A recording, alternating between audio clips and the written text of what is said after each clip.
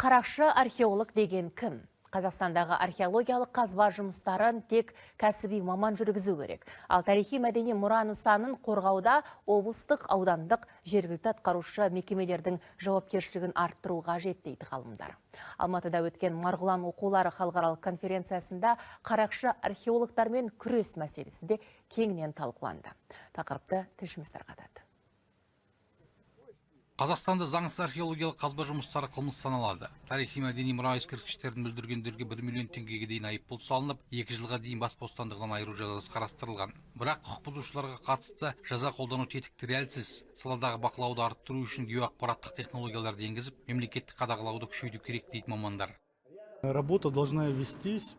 Қоғамда археологиялық қазбаларға оң көзқарас қалыптастыру маңызды. Аспан астында ашық-шашық жатқан тарихи ескерткіштеріміз тоналуда. Соңғы жылдары қарақшы археологтарды анықтау бойынша тек 3 оқиға тіркелген. Соның өзінде адамдар жазаға тартылмады. Біз оларды жауапқа тарту механизмін жетілдіруіміз керек.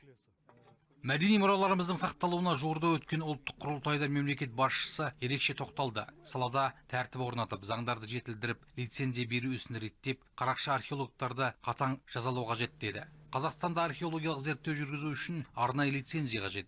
Алайда бақылау әлсіреп, лицензияланған археологиялық ұйым саны 250-ге дейін көбейіп, ғылыми стандарттардың сақталмауы қауіп туындады. Қазіргі таңда мұндай ұйым саны 100-ге дейін қысқарды. Археолог Әзілхан Тәжікеев лицензия беруді қатаңдату керек деп санайды.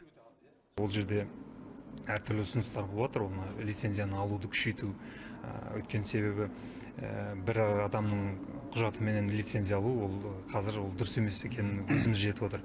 Сол себепті қазіргі кезде лицензиянттардың саны азайса, онда біз зерттеу жұмыстарын кім жүргізіп жатыр, сараптамалық жұмыстарды кім жүргізіп жатыр, соның барлығын қадағалау болады.